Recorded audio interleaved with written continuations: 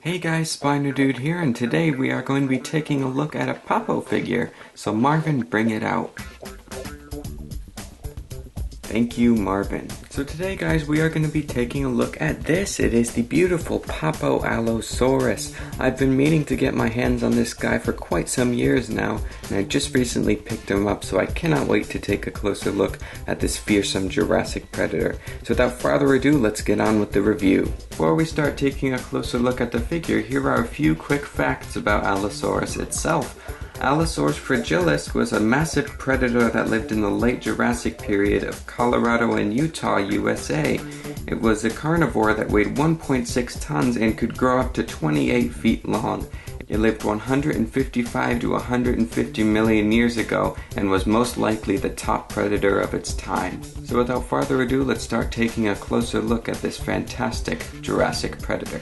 So we're going to start off at the head, and you can see the fantastic detail that Papo has put into this model. It looks really predatory and reptilian, and the skull just looks fantastic the way they've sculpted it there. You can see the prominent crests in front of the eyes that Allosaurus had. Maybe the skull is a little bit too thick compared to what the latest studies of Allosaurus is today, but it still looks really good.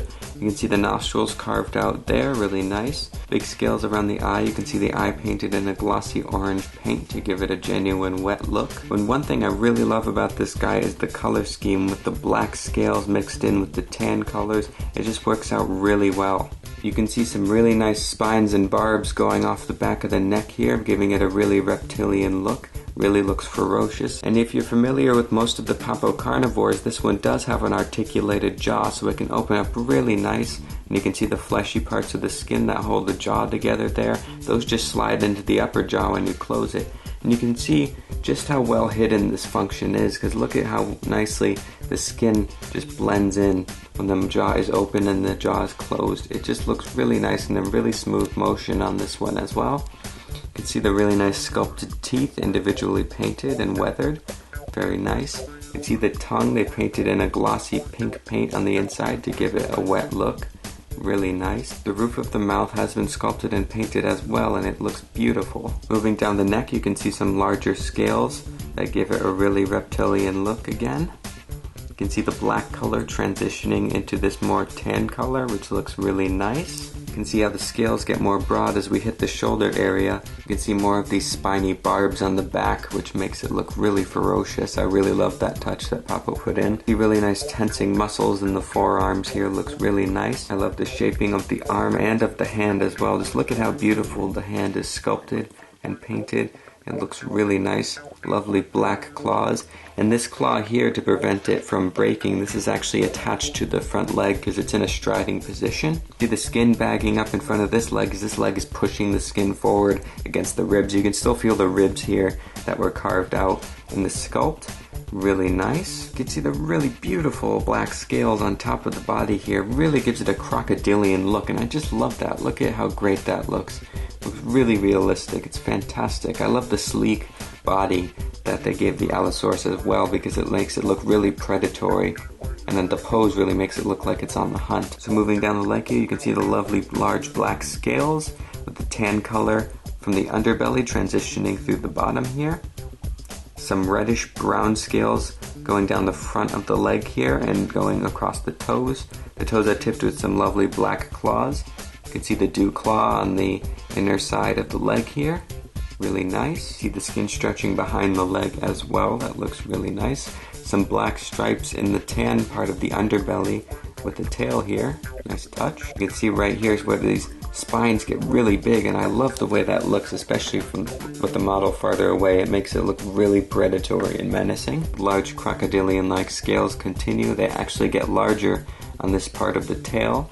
Really nice. See, the tail is quite long and thick, which would have balanced this predator out really well. I love the way the tail curves to the side as well. The tip of this tail looks almost identical to like an alligator or a crocodile. It looks really nice. Flipping around to the other side, see the curve in the tail along from the other side. The black stripes in the tail there. Really nice scrapes and bumps in the skin individually carved out scales just looks really beautiful. You can see the backed up skin behind this leg because this leg is pushing back. And this is what I like about this side. You can see this stretched part of skin because this leg is pulling backwards and the other one is pushing forwards when it's in mid-stride position. So you can feel the skin pulling up against the ribs here. Really nice touch. You can see the muscles in the leg tensing up because of the weight being put on them. Really nice toned musculature in the midsection part of the leg there. I love the really bird-like feet on this one. It looks really great. The black glossy claws really stands out. You can see some veins of skin in there with the large bumpy scales. Looks really nice. Here you can see the other arm which is hanging more freely. The black scales. And then you can see the beautifully sculpted hand with the large claws Allosaurus would have used for slashing at its prey. See the really muscular chest that they've given this predator. Very nice. Some really baggy skin underneath the neck there. Very nice touch. Now there is sort of a seam here for manufacturing between the skull and the neck, but it's not really too noticeable unless you look really hard, so I'm not fussed by that. And moving back up to the head sculpt that we saw earlier. And you can also pose this jaw like midway if you'd like, so if you want it sort of snarling or make it look like it's starting to open its jaw. It opens up pretty far into like a roaring position. Then you can also close it and the teeth fit in really nicely.